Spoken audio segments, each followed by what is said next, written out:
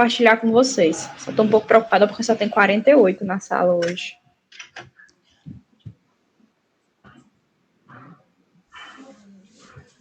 Mas já são 12h20, a gente vai ter que começar. Lucas, tá aí? Bruna. Ah, tá aí. Oi. Não, sou eu, Letícia. Oi. Deixa eu te fazer uma pergunta. Quem não conseguiu baixar pro computador, como é que vai fazer? Porque o meu computador, eu fui tentar baixar e deu um pau nele, que ele ficou todo preto, a tela, e eu não consegui ligar de novo. Aí eu tô assistindo pelo celular. Poxa, complicado. Assim, o ideal é que você tenha como fazer a prática, né? Como vai ter a gravação, você vai poder tentar baixar novamente em outro dia, contanto que seja feito, né? Assim, como tu tá fazendo o acompanhamento hoje, eu acho que já vai ser pelo menos meio caminho andado, mas é importante que depois você tente baixar novamente o programa e siga o passo a passo da gravação. Preste atenção na explicação do Lucas, esse tipo de coisa. Infelizmente, são coisas que a gente não tem como controlar, né? Isso, tá certo. Bruna, só uma pergunta também.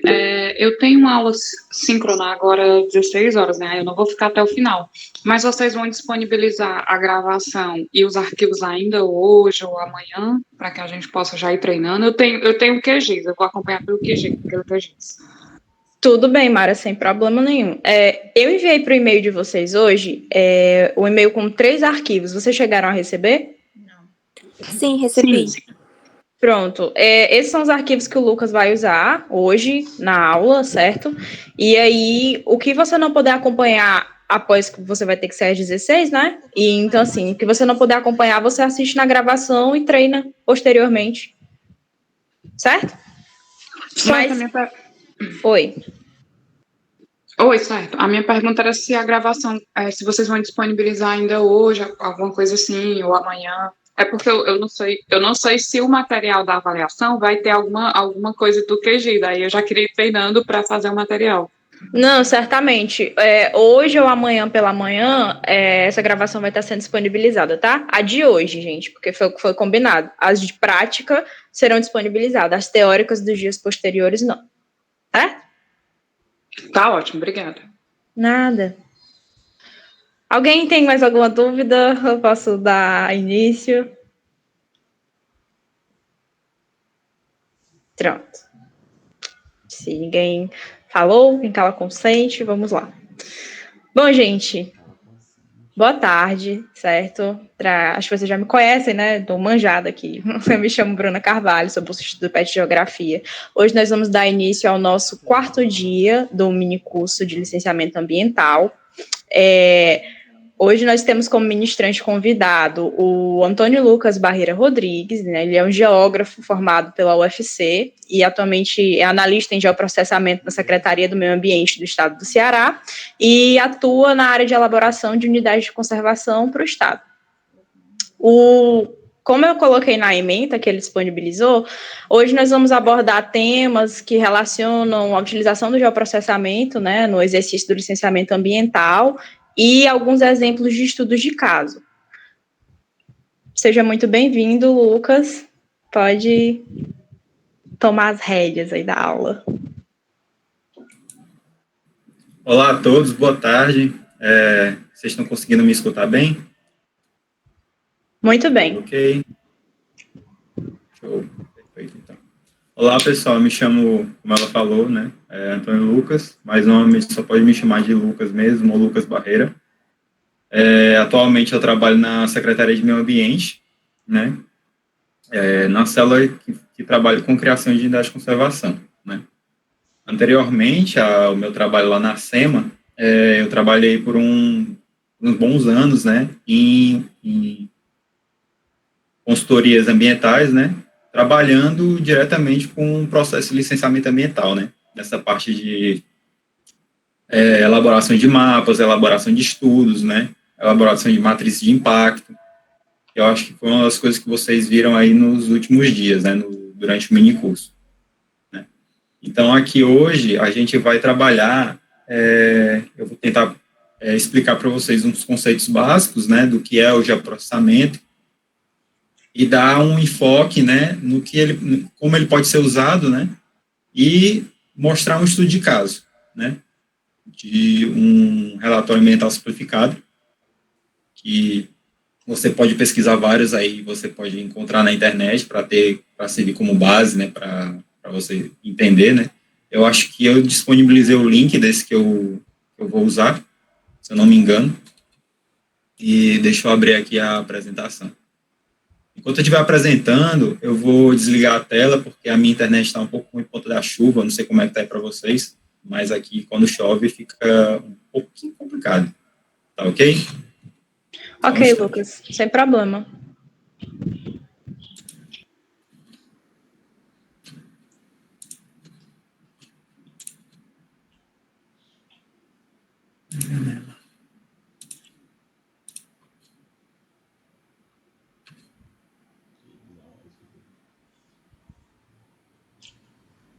Vocês estão vendo aí alguma coisa já?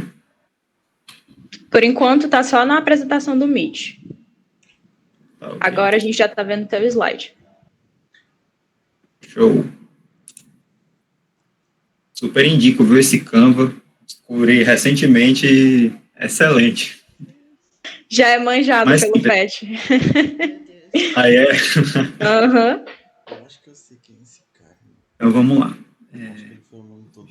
Ele descobriu o Canva recentemente, ó, o slide. Geoprocessamento no licenciamento ambiental, né? Como a gente bem estuda durante todos os 4 anos de curso, né? E depois quem vai para o mestrado, doutorado, sente uma necessidade, né? Que vai se criando com o tempo de saber mexer com essas técnicas voltadas para o geoprocessamento, né? E além da faculdade, né, da academia, ele é amplamente utilizado para fins econômicos, né, como, enfim, diversos tipos de uso, né, dentre eles o licenciamento ambiental, né, que é para construção de empreendimentos de diversos tipos, né. Aí, o que é o geoprocessamento, né? Ele é um conjunto de técnicas computacionais que opera sobre base de dados georreferenciados, né? Para transformar em informações relevantes, né? Não adianta nada a gente ter um dado espacial se a gente simplesmente não tiver como utilizar ele, né? Tipo, eu tenho um dado sobre o relevo de uma determinada área, né? Uma descrição. Mas se esse dado tiver simplesmente descrito, né, ele não tiver informado e não tiver georreferenciado, como é que a gente vai poder trabalhar ele, né? Trabalhar essa informação de modo a poder entender como é que a gente pode utilizar essa informação num determinado motivo, né? E aí o geoprocessamento entra com isso, né? Ele pega essas informações, né? E ele processa isso, né? Com várias geotecnologias envolvidas nisso, né, e gera uma informação, né, espacializada.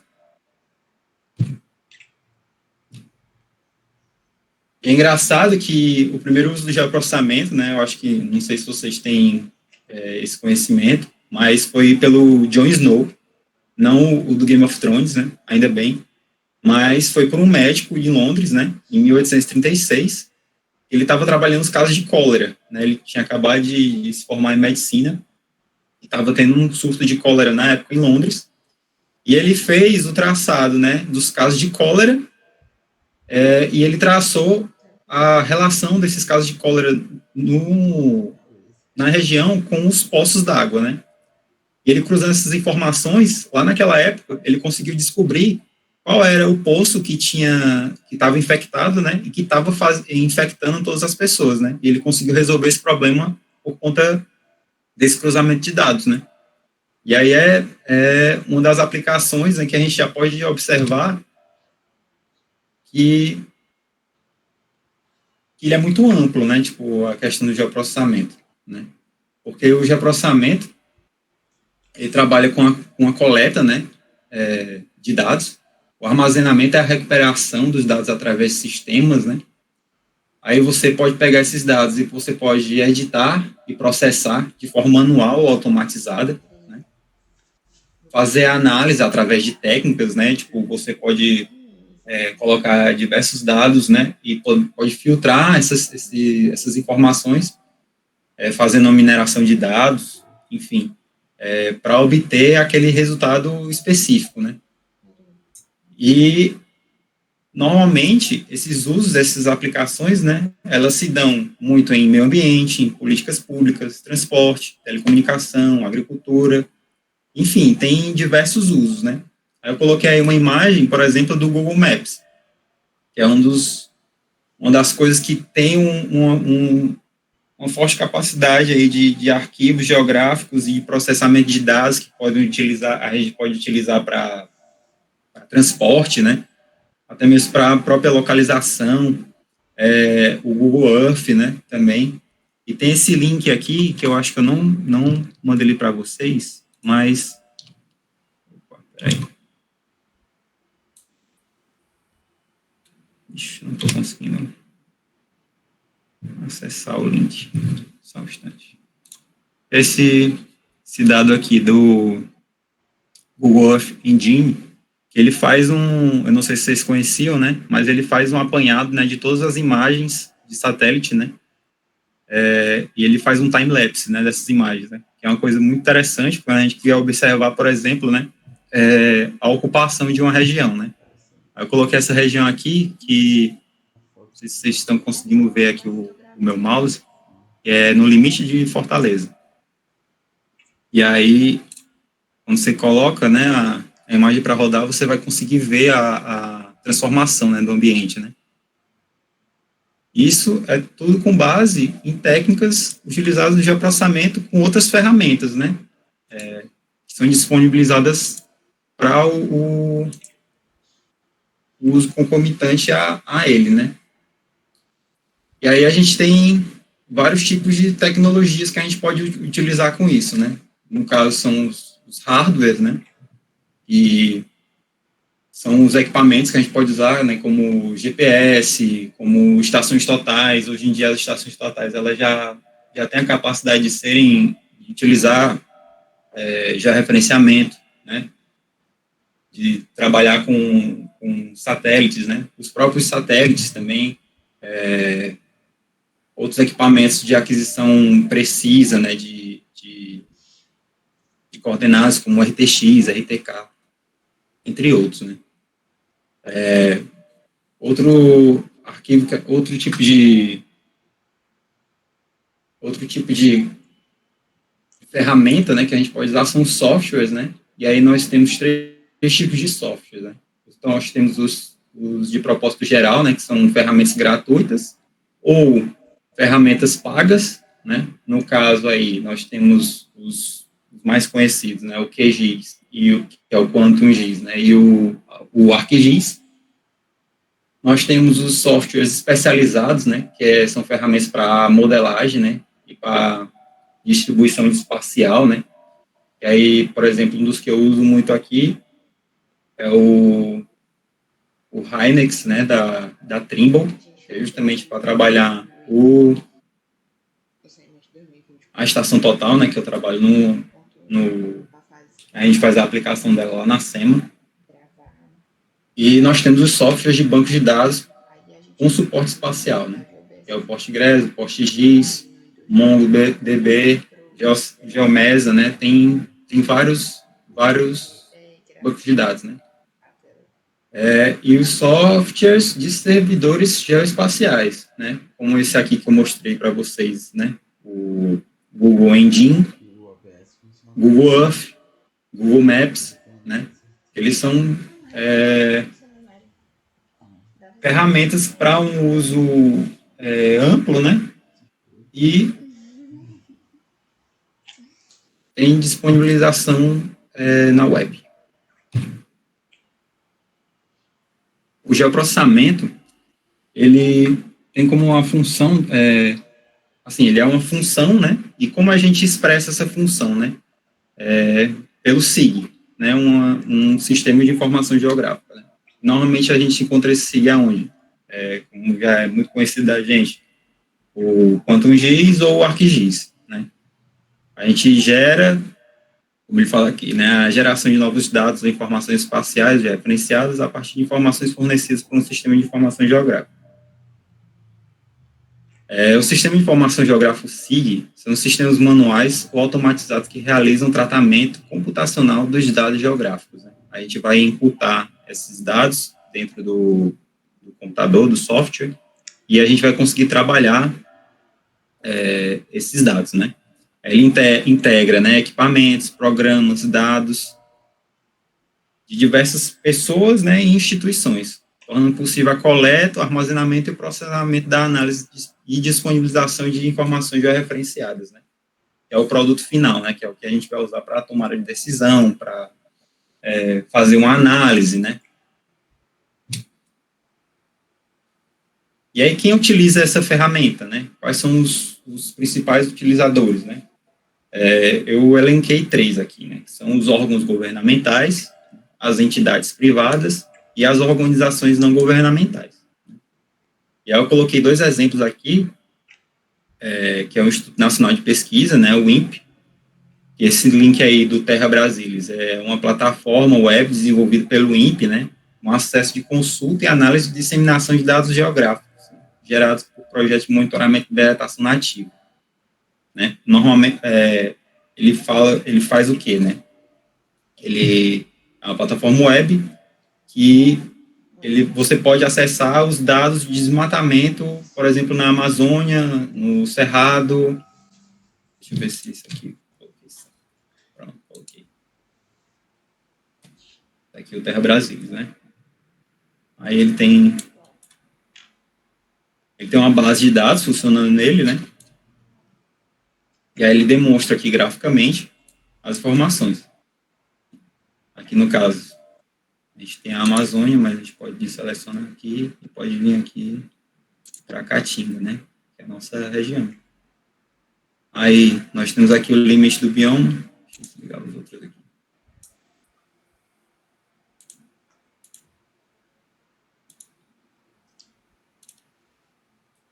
Lógico que ainda, para esse aqui, ele tem, apareceu aquela janela ali de informação, deixa eu abrir. É um dado preliminar, né? Eles ainda estão terminando a consulta, né, para colocar os dados definitivos. Mas a gente já consegue ter um acompanhamento, né, de algumas situações aqui no estado, né, e no bioma Caatinga. Isso é só um exemplo, né, de uma instituição governamental, né, e um uso dela do geoprocessamento. E aqui o SOS Mata Atlântica, né, que é uma ONG,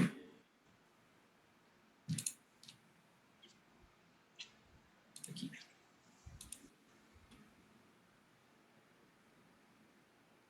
Ele contém diversos dados, uma base de dados, né, já referenciados sobre os remanescentes de Mata Atlântica no país, né. Deus, o Ceará, consegue ver essa base de dados deles aqui. Essa é uma das bases de dados mais atualizadas que a gente tem, né, sobre Mata Atlântica.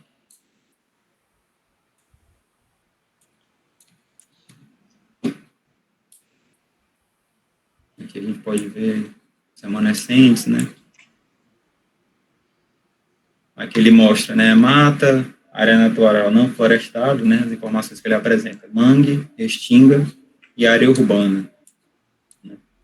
Isso também vai lhe ajudar com a base, né, que você obter esse tipo de base, né, para ajudar na confecção de mapas, né, para você gerar resultados.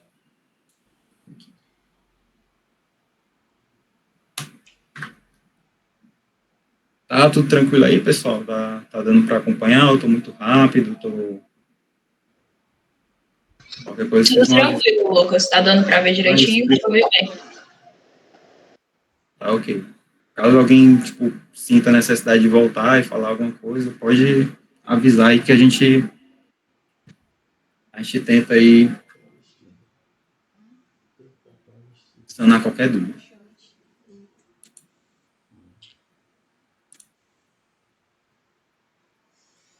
por quê, né?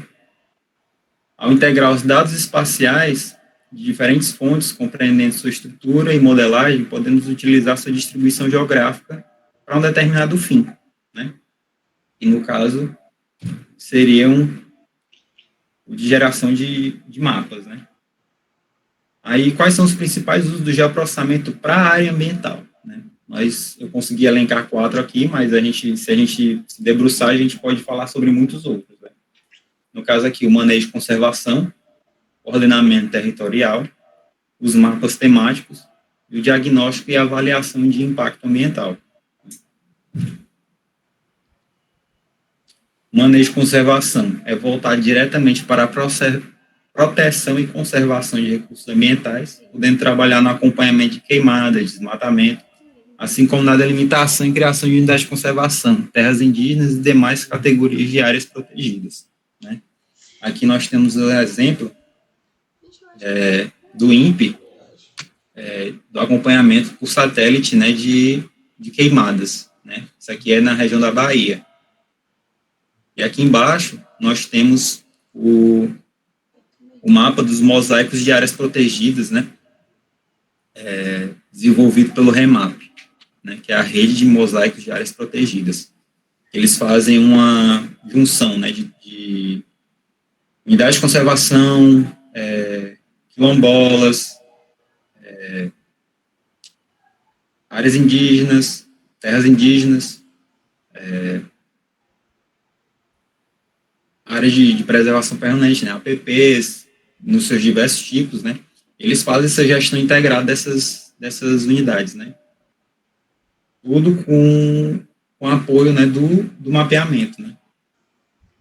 E a questão da delimitação de unidades de conservação, tem uma foto aqui embaixo de uma delimitação que eu estava fazendo com a RTX, ali na APA da Dunas do Litoral Oeste. Esse uso, né, do manejo de conservação, ele tem sido, principalmente agora, né, nesses últimos tempos, tem que ter sido muito preciso, né, na sua obtenção de dados, né, e na justificativa desses dados por conta da pressão ambiental que nós estamos sofrendo, né, por conta enfim, toda a questão política que a gente está passando agora. Mas a aquisição desses dados, né, eles passam por um processamento, né, tanto da questão de escolha da área, né, através de análise de texto, análise de imagem, de estudos, né, como do próprio trabalho de campo, né. Também diz muito e traz muita informação para a gente poder trabalhar na delimitação, né, e no manejo, e na conservação de forma geral dessas unidades. O ordenamento territorial, né? O ordenamento territorial está mais relacionado à administração pública, né? Os trabalhos de ordenamento territorial têm como objetivo normatizar a ocupação do espaço e racionalizar a gestão do território. Neste contexto, o geoprocessamento é usado nos estudos como zoneamento ecológico e econômico, parcelamento e uso e ocupação dos solos dos municípios. No caso aqui, a gente tem um exemplo do Plano Diretor Participativo de Fortaleza, né? PDDU, de 2017, né? Que ele classifica a cidade de Fortaleza em diversas áreas, né? IZA, ZPA, enfim. Né? Ele faz todo um zoneamento, né? E ele estipula isso, né? O órgão ambiental do município, ele usa o PDDU na parte de licenciamento, né, para delimitação, né, de áreas que são suscetíveis à construção e à modificação, e áreas que devem ser, né, ou tem um apreço pela preservação, né. Os mapas temáticos, né, os mapas temáticos, a cartografia temática, né, serve para caracterizar e compreender a organização de determinado espaço, com o intuito de gerar a representação das informações geográficas de um ou vários fenômenos físicos ou sociais, né. Assim, os fenômenos têm uma localização geográfica delimitada, né, seja ela real ou estimada. No caso dos delimitadores, por exemplo, de economia né, de um município ou de um estado. Como exemplo, a gente pode citar mapas temáticos como geológicos, pedológicos, bacteriovegetal, climáticos, né, entre outros. Isso é muito importante, principalmente na fase do licenciamento, na fase de estudos, né, porque, vou mostrar mais adiante, a gente, sempre que vai fazer um estudo ambiental, a gente tem que fazer uma caracterização do meio, né? E para essa caracterização, a gente precisa ter informações, tanto textuais, né, de bibliografias que a gente vai buscar, como informações visuais, né? No caso aí, espacializadas, né? No caso, como a geração de mapas, né? Eles ajudam muito na questão tanto da limitação do projeto, né? E descrever em que tipo de ambiente aquele projeto está sendo implantado, né? E, por último, o diagnóstico e a avaliação de impacto, né? O diagnóstico ambiental e a avaliação de impacto ambiental são importantes componentes do estudo de impacto ambiental, um EIA, que eu acho que vocês ouviram falar nos últimos dias. Somente a partir de 1986, tornou-se obrigatória a elaboração de EIA e do relatório de impacto ambiental, o RIMA, que é a segunda parte, né? O EIA é o estudo, o RIMA é um relatório que você apresenta para a sociedade, de atividades modificadoras do meio ambiente, né? O diagnóstico, né, que é uma das primeiras fases do EIA, é a caracterização completa de uma área de influência direta ou indireta, direta e indireta de um empreendimento, né? Tem o que é a influência direta, né? É aquela área delimitada por uma poligonal de um determinado empreendimento, né? E a indireta é a área de entorno dele, né? E aí pode ser delimitada de acordo com cada estudo, né? Não existe uma área delimitada regulamentada, né? E aí no diagnóstico, né, a gente vai fazer a caracterização do meio abiótico, do biótico e do antrópico, né? Pegando a geologia, a pedologia, a geomorfologia, a hidrografia. Do biótico, a gente vai pegar a fauna, a vegetação, os componentes ecológicos, as unidades de conservação, né, áreas protegidas de forma geral, corredores ecológicos, né. E os antrópicos, né, os fatores antrópicos, são a infraestrutura, uso e ocupação. Eu coloquei uso e ocupação aqui, mas é interessante que ele se dá também por uma análise tanto de imagem de satélite, né, para fazer um uso e ocupação recente, né, atual, tanto da imagem de satélite como de outros fatores, né, tipo componentes de vegetação. A gente consegue fazer a delimitação e o zoneamento desse uso e ocupação. E eles servem para caracterizar e mostrar as principais dinâmicas, fatores componentes de um determinado local, né, de uma determinada região. A avaliação de impacto ambiental é um instrumento utilizado para subsidiar e a tomada de decisão, né? Tem como finalidade que a empresa, ao implantar o empreendimento, trabalhe de forma a maximizar sua produção e estando diretamente relacionada à preservação ambiental. É um tanto quanto utópico, né? Isso que a gente acabou de ler, né? Mas é um dos princípios que se busca, né, obter a produção em relação à preservação ambiental. E observando os impactos positivos e negativos, diretos e indiretos, e imediatos e a longo e médio prazo, né? Sejam eles temporários ou permanentes. Tinha uma imagenzinha aqui que era mostrando mais, não sei. Deu.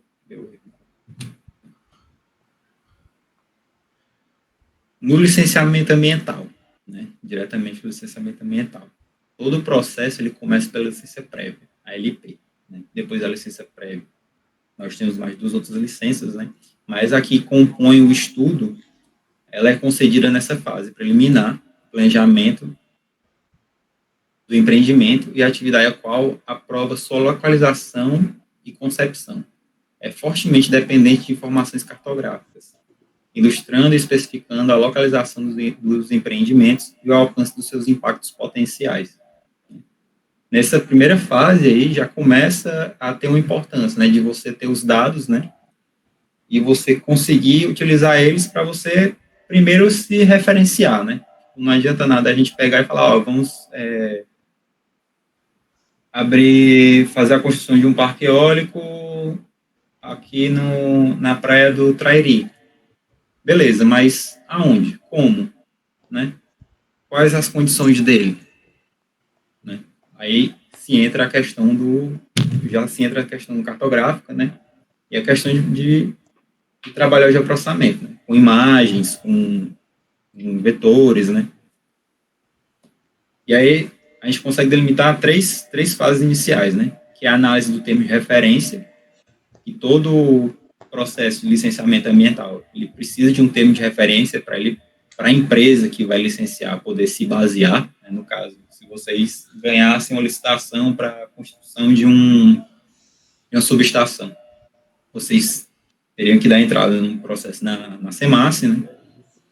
E eles lhe dariam um termo de referência, no qual teria todas as diretrizes, né? As diretrizes básicas para você poder se guiar, né? Depois disso, tem a aquisição de dados secundários. Por que são dados secundários? Porque eles já foram abordados por outras pessoas e já tem eles compilados. Você vai lá e vai atrás desses dados, né? Que no caso são polígonos, vetores, informações de forma geral, né? Já referenciadas, espacializadas, imagens de satélite, né? E as leis que são as delimitantes, né? E as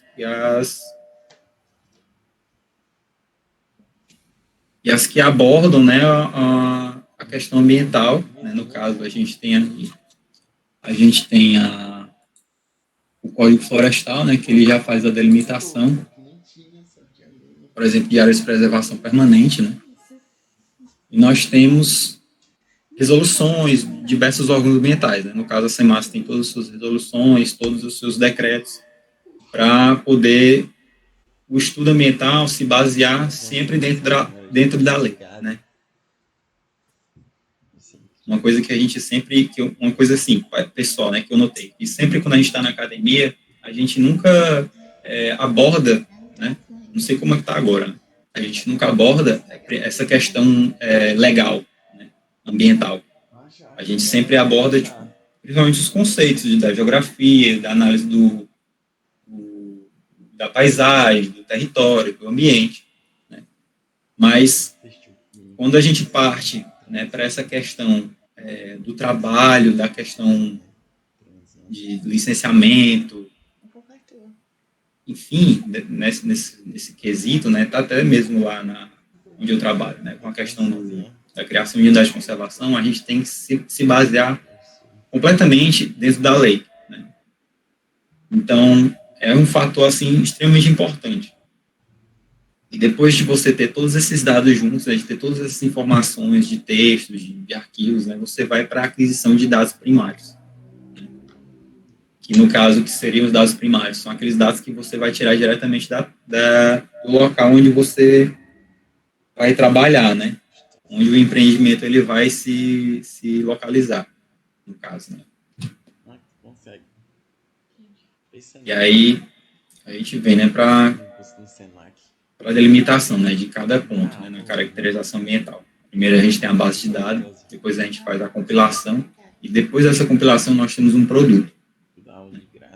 Essa base de dados ela é composta, né, como eu falei, banco de dados, levantamento biográfico, cartográfico, legislação, os primários, trabalho de campo, né, para coleta e verificação desses dados secundários, e a sistematização dessas informações secundárias e primárias, né,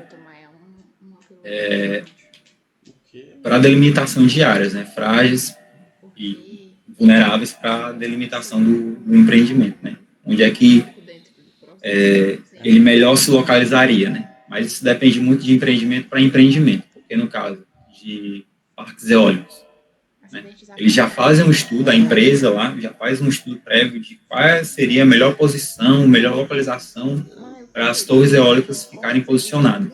Então, não tem muito como a gente fazer essa modificação nesse tipo de empreendimento. Mas outros empreendimentos, por exemplo, criação de subestação, né, dependendo do terreno ele vai ser colocado, a gente pode mover o projeto, né, ou criação de uma linha de transmissão, no caso também. A gente tem alternativas locacionais, né? E aí elas já estão relacionadas com outros pontos, né? Que tem já a questão fundiária, que trabalha já com a questão dos proprietários de terra, né? Porque vai passar por muitos proprietários de terra. Mas depende também tanto do tipo de linha de transmissão, como o tamanho dela, né? Tipo, a distância que ela vai percorrer. São vários fatores que tornam, colocam o estudo de forma a abordar pontos especiais, né? No caso desse aí das eólicas, usinas hidrelétricas também, tem muitos fatores especiais, né, que a gente tem que abordar. Linha de transmissão.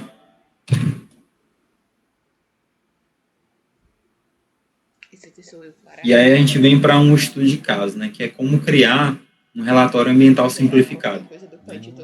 Nós temos o EIA-RIMA, né, que ele é um relatório completo para obras de magnitude excepcional, e nós temos o RAS, que é o relatório ambiental simplificado, que assim como o estudo de impacto ambiental, tem como objetivo oferecer elementos para análise da viabilidade ambiental de empreendimentos ou atividades considerados potencialmente ou efetivamente causadores de degradação do meio ambiente, né? O RAS pode ser exigido no licenciamento ambiental de empreendimentos de impacto ambiental de pequeno porte, mas, em alguns casos, de grande ou médio porte, né? No caso, o que seria um impacto ambiental de grande porte? Um parque eólico, né? A depender da sua capacidade, do seu tamanho, pode ser pedido um RAS. Qual seria um outro? Loteamentos, a depender do seu tamanho, né? Você vai ser exigido um RAS, subestações, linhas de transmissão, né? Aqui para o Ceará, pela SEMASSE, a gente tem uma resolução do CONAMA, que é a resolução 279 de 2001, que ele alenca as causas para a delimitação de um RAS, né? E aí são essas que eu acabei de mencionar. Usinas hidrelétricas já são consideradas também para um RAS, né? Sistema de produção de transmissão de energia, e, além de usinas eólicas, né, outras fontes alternativas de produção de energia, que também entra no caso dos parques de energia solar. Aí eu coloquei o link, eu acho que eu mandei o link também para vocês, da legislação do CONAMA, para vocês darem uma lida.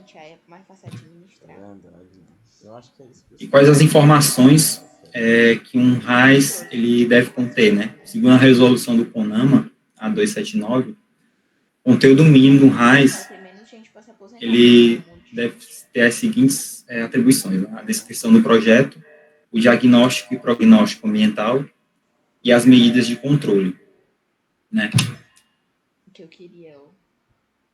A descrição do projeto é a identificação do empreendedor, quem vai empreender, quem é que está fazendo essa requisição, né?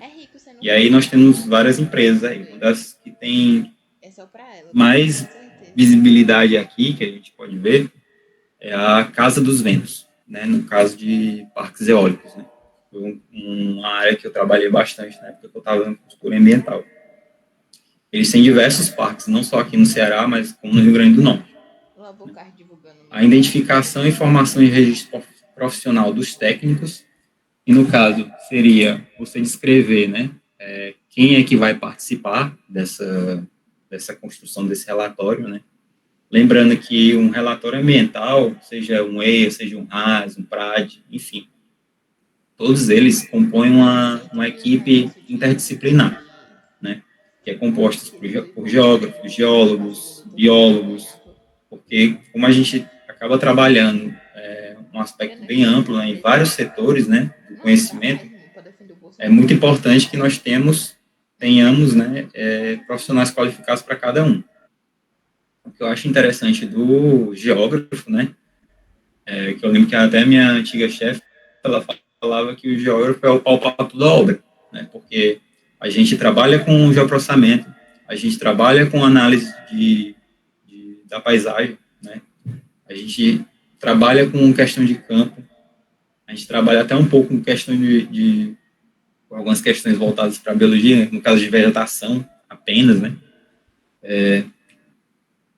Então, a gente consegue, né, tipo, abranger vários pontos que estão fazendo parte aí do estudo ambiental, né? Mas é sempre necessário que tenha um profissional de cada área tanto para não sobrecarregar uma pessoa, como para cada um tomar de conta de um ponto específico do trabalho, né?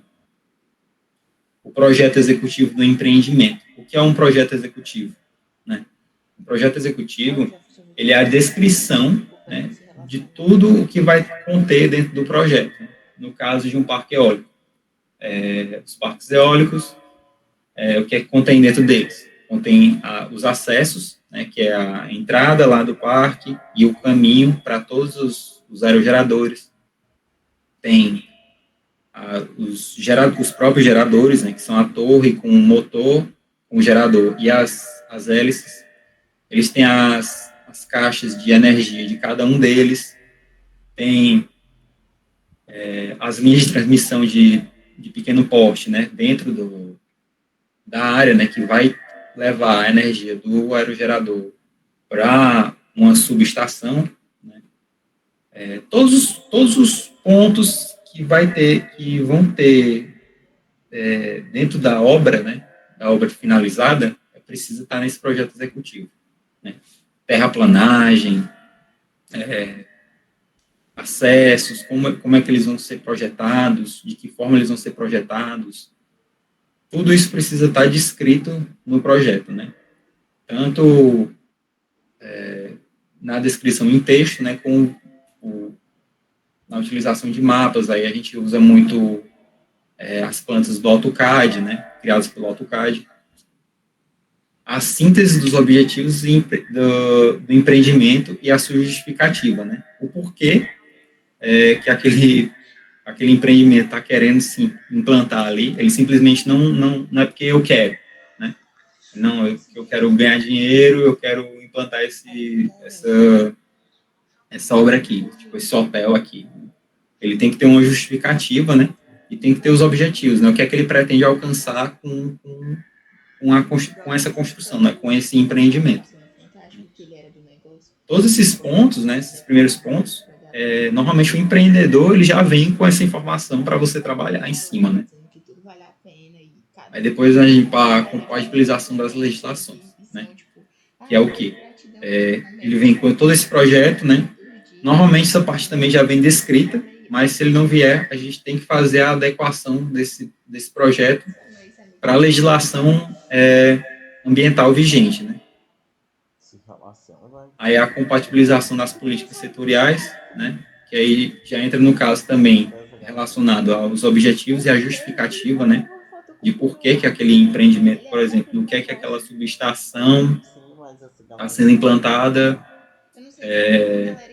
em tal local, e quais são as políticas públicas que já têm relacionadas à construção daquela subestação, né, como ela vai fornecer subsídios para uma cidade próxima, enfim, tudo isso faz parte da justificativa, né? O memorial descritivo do projeto, né, que é a descrição de todos os materiais que vão compor o projeto, né? E os procedimentos metodológicos mais apropriados da instalação e operação, né? Que é como o projeto vai ser implementado. É engraçado porque a gente nunca tem essa percepção, né? Porque isso é uma coisa mais voltada para engenharia, né? Engenharia civil. Mas quando você começa a trabalhar nessa parte de consultoria, licenciamento, você começa a perceber certas coisas, né? Começa a entender, né? Tipo, por que é que existem vários tipos de linha de transmissão, qual a diferença de geradores eólicos, né? Por que é que precisa ser uma subestação coletora? Enfim, diversos nuances que você vai pegando com o tempo, né? Que acho que só o tempo de profissão vai trazendo essa expertise, né? Para continuar a descrição do projeto, né? Nós temos a localização e acessos a nível regional e local, com descrição das principais vias de acesso e distância em relação às áreas e os centros urbanos da região. Aí a gente já começa a ver as questões voltadas para a criação de mapas e para a criação de A mãe da menina repostou, então essa refeição era para as duas. de itens gráficos, né, que a gente possa observar, voltados para dados que a gente coleta, né? No caso aqui, a gente tem que trabalhar sempre a nível regional e local, né? Porque sempre tem os dois tipos de impacto, né? Regional e local. E descrever como é que aquele projeto vai ser colocado ali, né? Por exemplo, no caso de parques eólicos durante aqui, em todo o nosso litoral, né? Tem muitas modificações que são realizadas na própria estrutura viária para poder receber os equipamentos, né? Tipo, construção de estradas, né? Alargamento de vias, né? Justamente para se ter uma percepção de a realização desses mapas, né? Vamos dar uma percepção de como essa área vai ser impactada, né? A primeira informação que você consegue fornecer, né?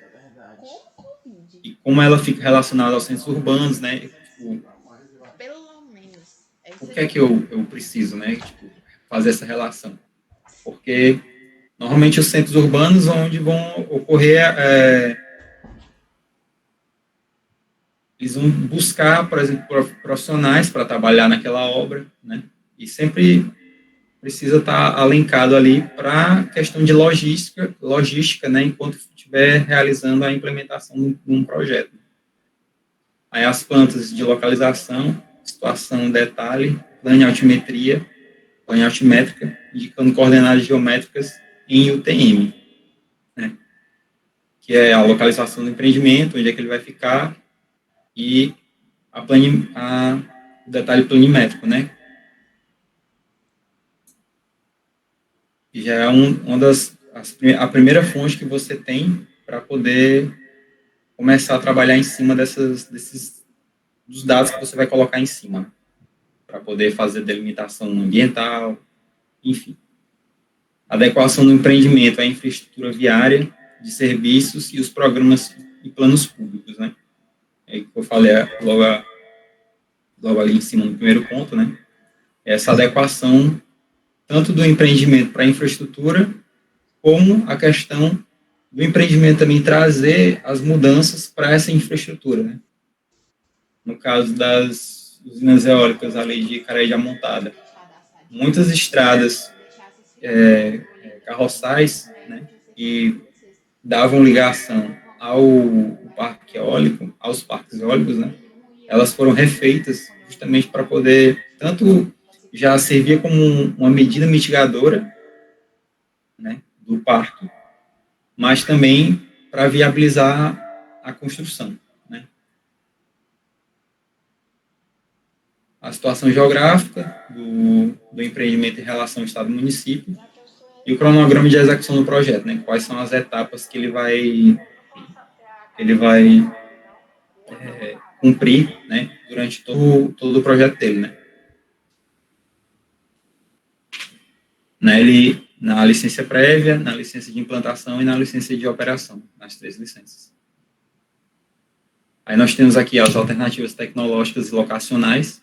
No caso, esse caso específico aqui, a gente pode elencar a questão das linhas de transmissão, né? Quais são as alternativas que nós temos de posicionar uma linha de transmissão de diferentes formas, né? Depois de uma análise que a gente possa fazer, como é que a gente pode, qual delas seria a melhor opção, né? A opção que causaria menor impacto, né? E a documentação fotográfica de toda a área o empreendimento pretende se localizar. E aí nós vamos para uma segunda fase, né, que é o diagnóstico e o prognóstico ambiental. Diagnóstico ambiental da área de influência direta e indireta, né, que é a caracterização dos aspectos físicos, bióticos, socioeconômicos e culturais, né.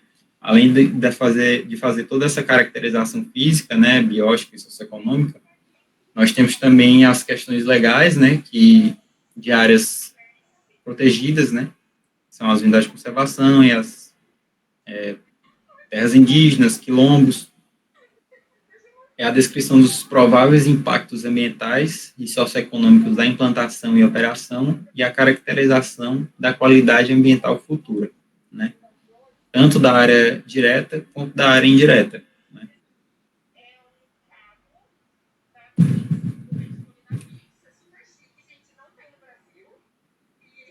Que no diagnóstico e prognóstico, né, então nós também temos a identificação e a avaliação de impactos na área de influência, né, os impactos ambientais diretos e indiretos sobre os aspectos abióticos, bióticos e socioeconômicos, e os impactos nas diversas fases do projeto, né, na implantação, operação e ou desativação, né, porque o empreendimento ele pode chegar a um ponto onde ele não vai ser mais renovada a licença de operação dele, e aí são encerradas as atividades, né? Porém, o empreendimento, né, a obra continua lá, ela continua causando algum impacto, né? Então tem que ser feito todo um... Oi. Isso tudo que tu está dizendo aí, tanto essa etapa quanto a da descrição, todas estão na licença prévia, né? Exatamente. E é a fase onde você vai ficar com os estudos, né? Todas elas já são pedidas na licença prévia. Pronto, era isso mesmo, obrigado. Ok. Aí essa é a parte mais robusta, né, do estudo, né?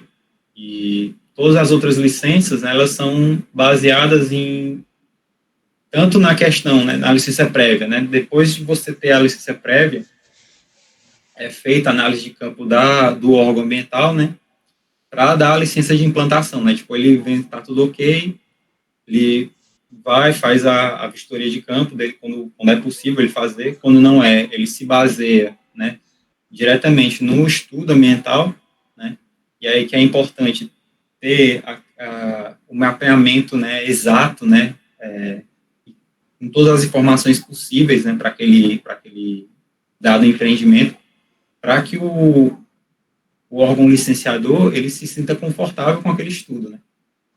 Então, é de extrema importância, né, tanto ter a descrição, né, do que tem lá, como ter a espacialização disso em um mapa, né, com as diversas informações que a gente vai precisar. Né. No caso do mapeamento, uma coisa interessante, né, é que sempre que uma área é descrita, né, muitas coisas nelas podem mudar depois que você faz a questão da análise de dados primários, né? Quando você chega lá, você vai em campo, você observa aqueles dados, né? E muitas vezes, quando a gente observa os dados que a gente baixou, né, os dados que a gente encontra disponíveis aí, eles vêm em diversas escalas, né? Então, às vezes a gente está trabalhando numa área muito pequena e os dados que a gente encontra lá são completamente diferentes daquilo que a gente encontrou nos arquivos que a gente estava se baseando, né, nos dados secundários. Então, muita coisa pode mudar quando a gente está nessa etapa de campo, né, que é uma das fases primordiais no processo para a criação de um estudo ambiental, né. Acho que um estudo ambiental que ele não tem fase de campo, ele não pode ser, acho que nem seguir, porque se torna muito pobre, né, o relatório em si, né? Principalmente quando a gente tiver essa questão aí, que a gente tem que fazer análise direta e indireta, né, da área, né.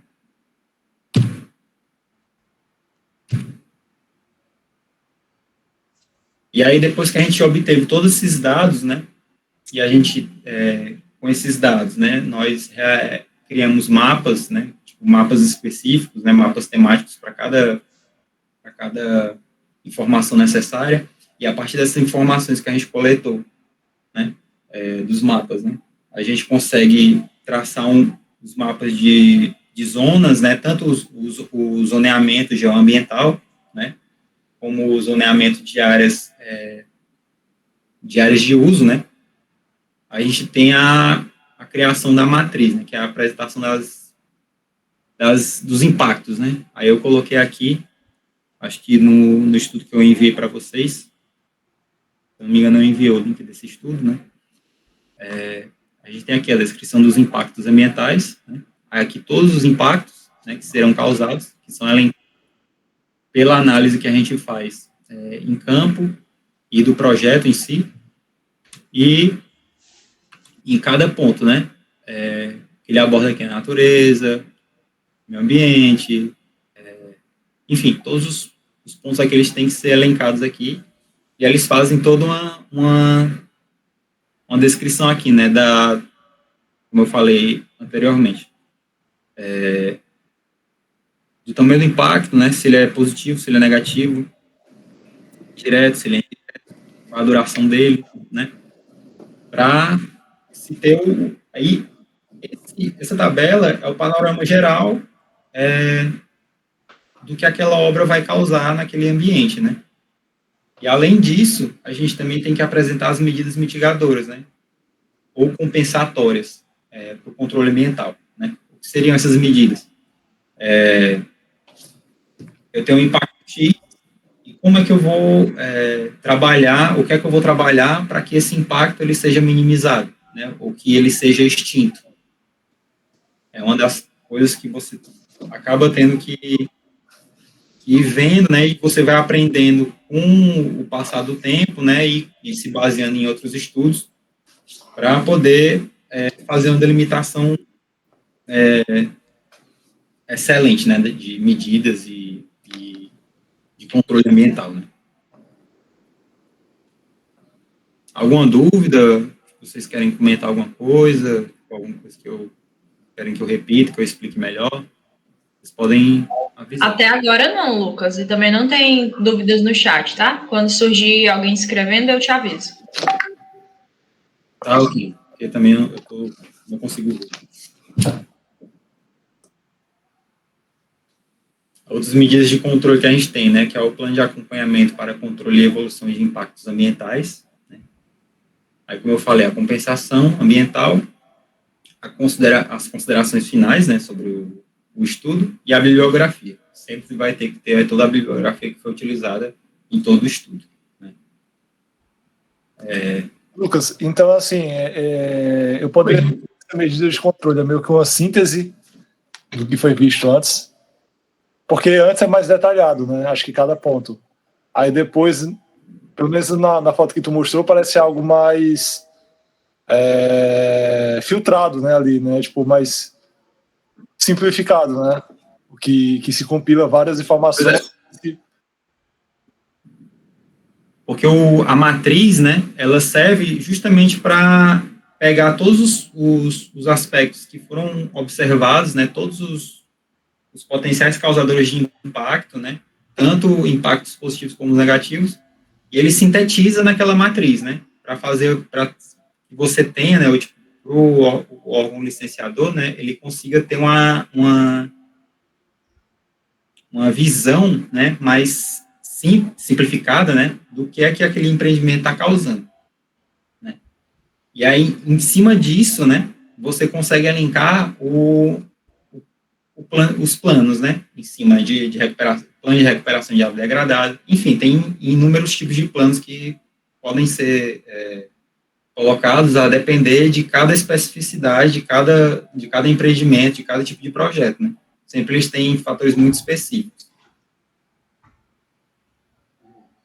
E toda essa questão da matriz, ela tem que estar diretamente ligada a todo estudo, né? Justamente porque ela é uma síntese do estudo. Deu para entender? Ou... Deu para entender.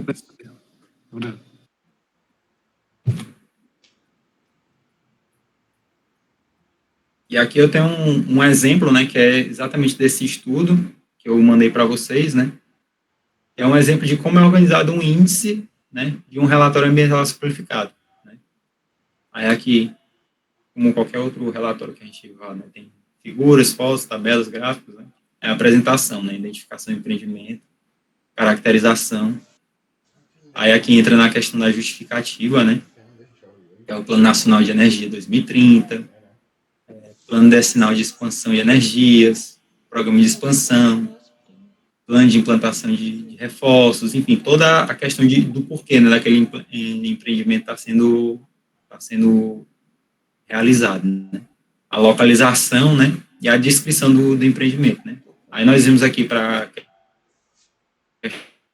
questão de carga, edificação, estrutura, cronograma, as linhas de transmissão, né?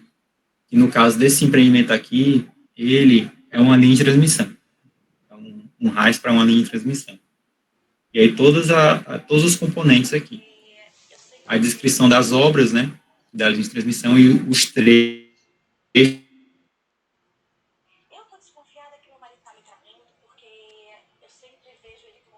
Mão de obra, abertura de acessos.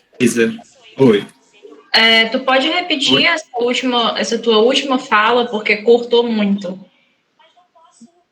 Ah, tá certo. No caso, a partir de quando?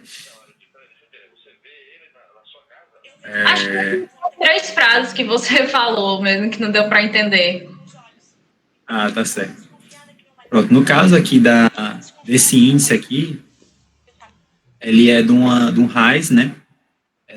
Dessa linha de uma linha de transmissão, né? E aí, aqui, ele faz toda a descrição, né, de cada secção da linha de transmissão, né? E aí ele elenca aqui todas as questões, quantidade de obra, estrutura, né, mão de obra. Isso aqui tem que estar em todo estudo, né? Porque é como o licenciador, ele vai observar isso aí e vai ver o que é que vai ser instalado lá, né? Não pode ser uma coisa simplesmente assim, falar, não, vai ser instalado uma linha de transmissão. Não é assim, né? Não é apenas a linha de transmissão que vai estar lá. Tem muitos outros pormenores, né? Quando a gente vai ver, eles talvez causem muito mais impacto do que a própria obra concluída, né? Aí aqui o enquadramento legal, né? Que é justamente as questões legais, quais o processo vai se pautar. Aí tem aqui, começa a descrição das cidades, né, do local, né, da localidade que a linha de transmissão vai passar. E aí nós temos a legislação específica, né? Aí no caso aqui dessa linha de transmissão, né, eles pautaram recursos hídricos, resíduos sólidos, ruídos, alertas, áreas legalmente protegidas, fauna, vegetação, proteção ao patrimônio histórico, artístico e natural. É uma coisa que não é muito falada, né? A gente não vê muito aqui. Mas, normalmente, em obras, né, seja elas parques eólicos, enfim, inúmeras obras, assim, que ocupam uma grande área, sempre é feito um estudo patrimonial, né?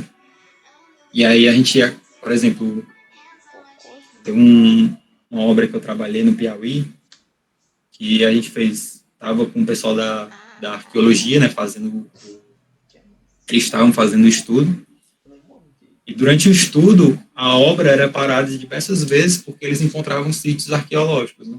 E tiveram alguns deles que eram sítios arqueológicos, tipo assim, de grande importância, e a obra teve que se modificar toda para que aquele sítio fosse preservado, né? Aí nós temos aqui também emissões atmosféricas, né, tipo, no caso aqui da linha de transmissão, ela não tem diretamente, quando ela está pronta, né, ela não tem uma emissão atmosférica, né, tipo assim, ela não emite nenhum gás, né, mas durante a sua construção, ou se ela venha a sofrer algum acidente, explodir, né, vai ter alguma liberação de algum outro, vai emitir algum gás, né, e vai para a atmosfera. que aí já é uma coisa específica, né? O estudo das comunidades tradicionais, né, por quais a obra pode chegar a passar, e como é que vai ser lidada essa questão, né, entre as comunidades e o empreendimento, né? Educação ambiental, que é um item, né, que em todo tá pela legislação, né, que todo empreendimento tem que ter projetos de educação ambiental. E efluentes líquidos, né? Aqui é o último ponto, da legislação de temas específicos. Aí o estudo, né, de alternativas locacionais, né? Que aí, no caso aqui da linha de transmissão, né? É uma coisa que sempre acontece. Nos trabalhos que eu peguei, que eram de linha de transmissão, sempre era um ponto, né, no estudo, né, no índice, que era quais fatores influenciam para a escolha do traçado, né? O porquê de escolher esses traçados, né? Aí tem diversas coisas, tanto econômicos, né, para a questão da empresa, de por que ela vai escolher traçado X, Y, Z, a depender do quão menos ela vai gastar, né? Como também de fatores ambientais, né? Tipo, ela não vai passar por tal quanto porque tem uma unidade de conservação lá de... Só está.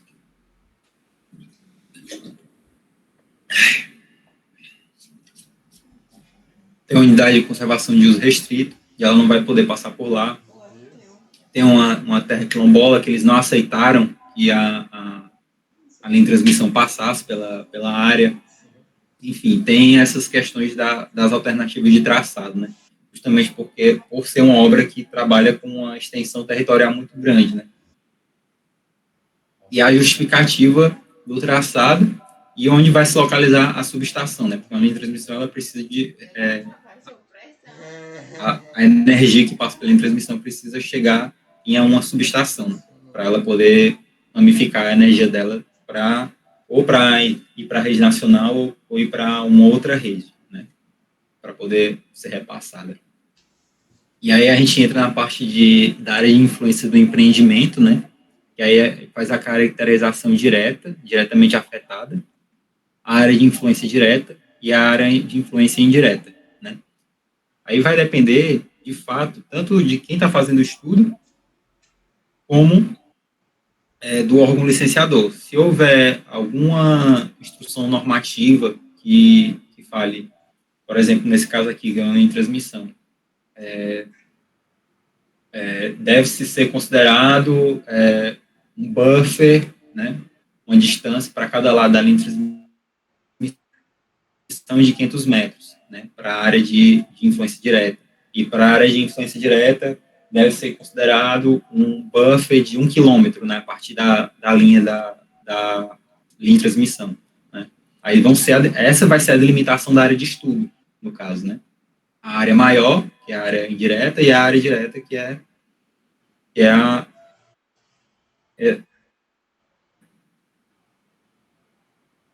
essas instruções, como da empresa, vai escolher, né, essa delimitação. E todo o estudo vai ser pautado em cima dessas áreas, né, vai ser a poligonal, né, que vai ser traçado. No caso da linha de transmissão, não tem como a gente fazer um zoneamento só da linha, porque, enfim, ela é uma linha, né, então a gente tem que dar uma faixa de servidão aí para ela, para poder trabalhar em cima disso.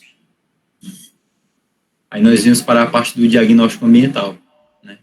Aí que vai vir a questão do físico, onde a gente vai trabalhar o clima e as condições meteorológicas, a qualidade do ar, as cavidades naturais, né? A depender da região. Isso aí já pode ser uma coisa específica para a região, né? Que possam ter cavidades naturais, pode ter cavernas, grutas, né? Isso vai depender muito da área vai ser trabalhada, né? Os recursos hídricos e a qualidade da água, as bacias hidrográficas e a qualidade da água das bacias, unidades aquíferas e a relação de outorgas, né? Outorga da água, o uso, né? Porque, por exemplo, uma obra vai ser utilizado, vai ser utilizado a água, né? Tipo, de onde é que eles vão tirar essa água? Né? Eles precisam de um instrumento legal, né, para poder saber de onde eles vão abastecer o empreendimento, né? E precisa estar descrito, né? A questão dos ruídos, né?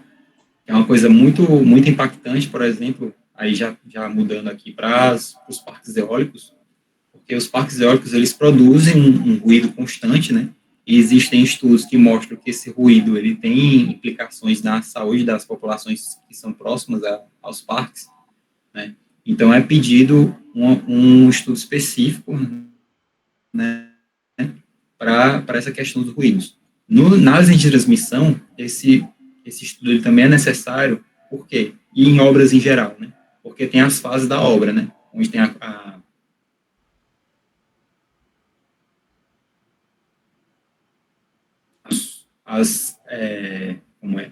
colocar os containers, colocar toda a estrutura que vai ser utilizada para trabalhar em cima, né?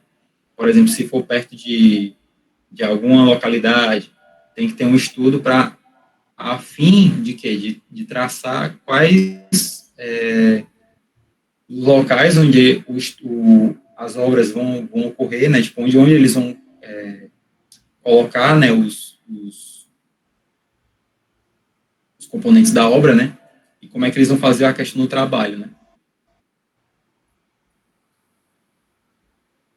Aí aqui nós vamos para metodologia, definição de ponto amostral, né? Calibração de medidores, procedimentos de medição, isso aqui é tudo relacionado à questão dos ruídos, né?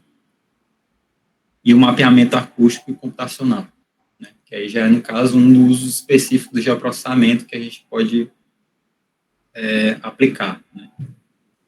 Aí nós vimos aqui para o meio biótico, né, onde a gente vai ter o estudo da flora, né, o enquadramento fitogeográfico, né, a metodologia usada, né, sempre todo estudo ele vai ter que ser pautado numa metodologia e vai ter que ser descrita, né, simplesmente não é um relatório técnico onde você vai descrever as coisas e não vai explicar como você descreveu aquilo, né.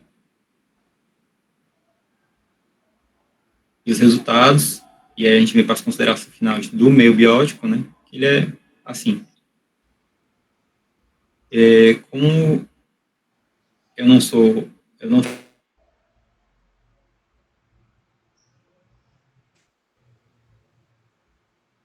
Lucas? mais alguns pontos, né, que é Oi. Travou Oi? bastante. Eu não sei se você chegou a falar, mas ficou um tempinho calado. Vixe. Pronto, eu estava falando da questão do meio biótico, né, que é a questão do estudo, né, de flora, enquadramento fitogeográfico, assim, são pontos, né, e os resultados, né, e aí ele fala aqui na composição florística, análise fitossociológica, uso e ocupação do solo em APPs, estágio sucessional de áreas, análise da paisagem, espécies exóticas ameaçadas encontradas na área, né, componentes herbáceos, vegetação de área destinada à construção da subestação, que é já uma relação mais direta, porque todo empreendimento, né, ele vai ter a questão da supressão vegetal, né? Então, é pedido, né, um estudo florístico, né, da região para saber o que é que vai estar sendo desmatado, né, quais são as espécies daquela área, né, isso seja dada a essa vegetação, entendeu? E aí, a consideração final da questão do meio biótico, né, da questão da flora, e aí vamos para a parte de fauna. Realmente, para vocês terem noção, né, de como um estudo ele é robusto, né? Mesmo ele sendo simplificado, ele ainda contém inúmeras informações. E aí nós vimos aqui para a parte de fauna, e essa parte é muito, muito interessante, porque qualquer depender da obra, existem impactos negativos diretos à fauna, né?